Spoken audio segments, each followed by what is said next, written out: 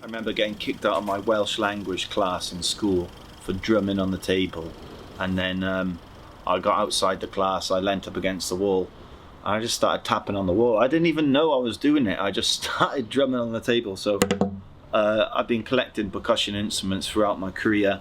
If I had a shoot in Colombia, I would come back with some salsa, guiros and that type of instrument, or if I had a shoot in Ghana, I'd come back with some African cowbells, you know.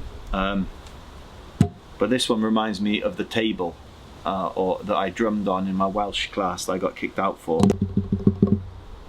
It's very much an interest of mine, and it does influence the filmmaking. Just having rhythm is so important when it comes to the editing. The second I pick it up, I'm playing with it just to play with the sound. So tell me about these, some of these old cameras. Well, my father was a lecturer in university in Cardiff, and he taught ceramics, right? So as part of his course, I think it was maybe the first years or maybe the second years, he would give them a module on photography. Now, the reason for that was because he was training people to be artists, to be ceramic artists in a commercial world.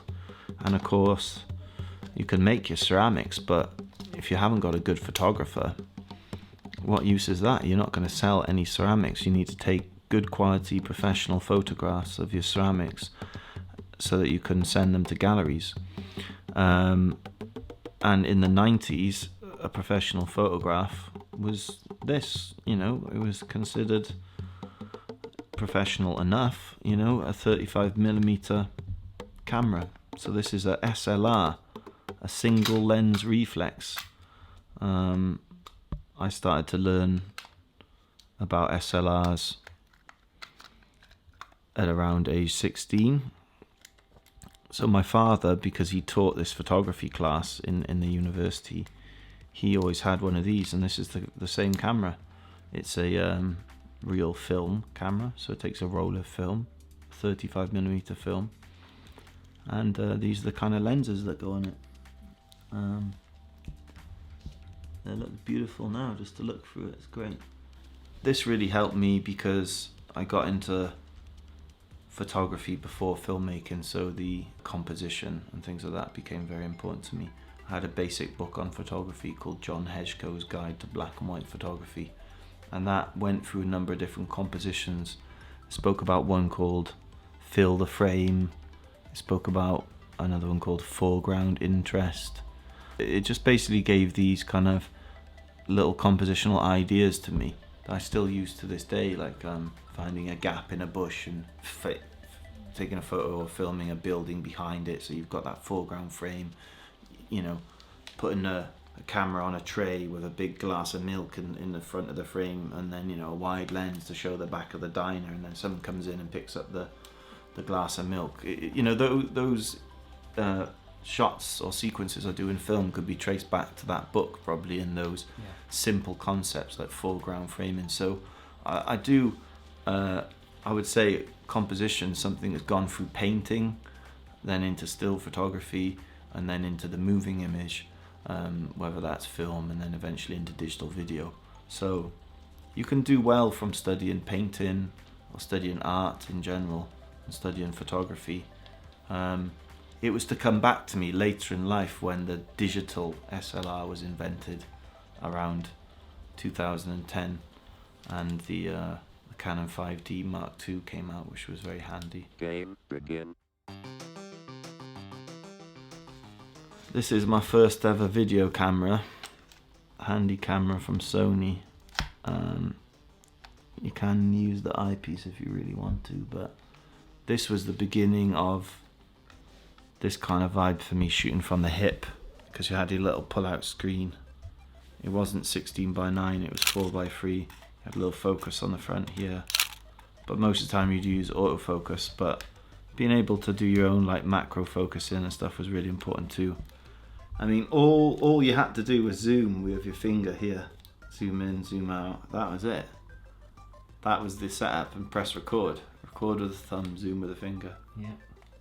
But you know, you still have to learn how to move it. You know, how to kind of cradle it and get that great shot of a band or something, and then zoom into the drummer and zoom out to the keyboard player. It was a much more fluid process in those days because zooms were cool enough. I spoke about this camera earlier, and I was saying how I used to kind of turn it upside down and put it close to, say, like streams of water like that, so you'd have like the stream just underneath and you get a really close up gnarly shot of the water. I mean, I like all this, you know, for me, like looking after the cameras, it was never about that. Like I love all these like little scratches, and there's a little broken part here where the plastic chipped off. As far as I know, this still works. Unfortunately, I don't have a way of charging this battery right now, so can't really tell, but yeah, Sony Handycam. So I had quite a kind of emotional connection to Sony at that point, because at the end of the day, if it wasn't for this little Handycam that went to Norway and Gambia and Jamaica, I don't know where I'd be with my career. Can see how much it was used by the button there. The paint's come off it completely.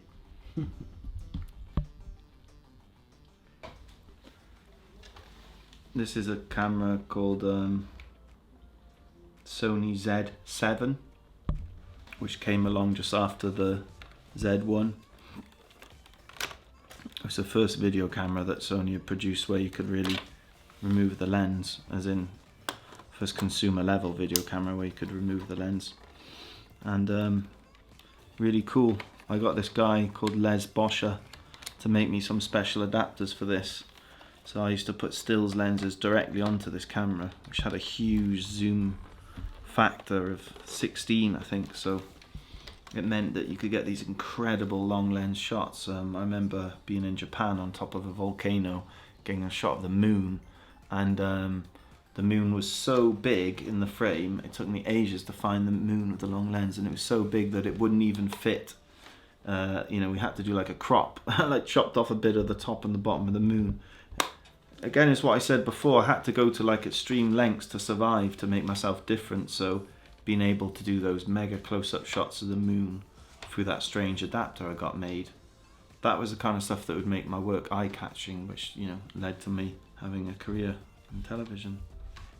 This is what I filmed the restaurant on, and my early BBC work, until the time came when the first kind of CF card cameras were available. So yeah, the C300 was the first one. What does that for me. record to? Tape? That's on tape, yeah. But interestingly, it had this external unit that you could put on the back that would take CF cards. Yeah. First ever. So this is the camera that I use these days, the latest camera, Sony FS7. I actually worked on the design of this camera. I was part of the team that were interviewed about the design of this handle before it was created. So we were asked to give feedback on other cameras, such as using the Canon C300 and how we felt about that and what was missing with that camera.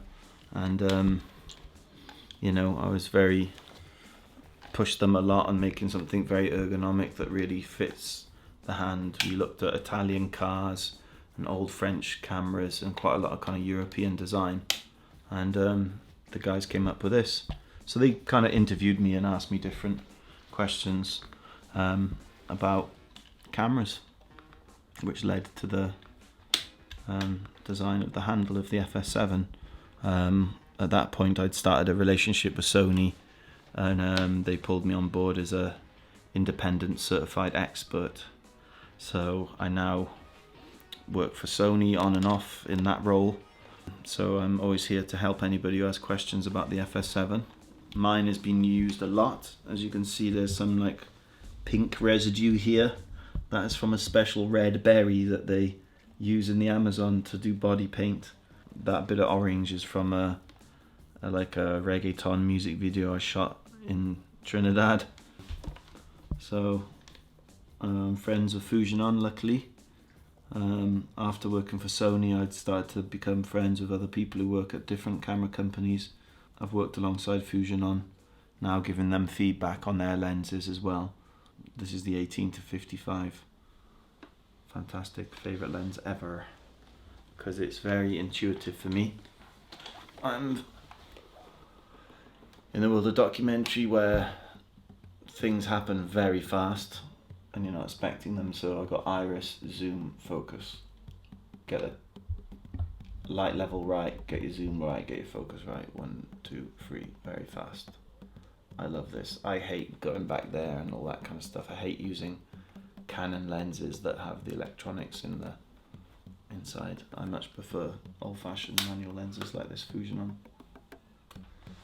I moan about these lenses sometimes, but it's easy to forget what it was like before then. I used to carry Nikon primes, like a 20mm, an 18mm, a 24mm, a 35, a 50, an 85, a 135 and a 400mm around in a bloody backpack. I've just got these two now and they kind of do most of that.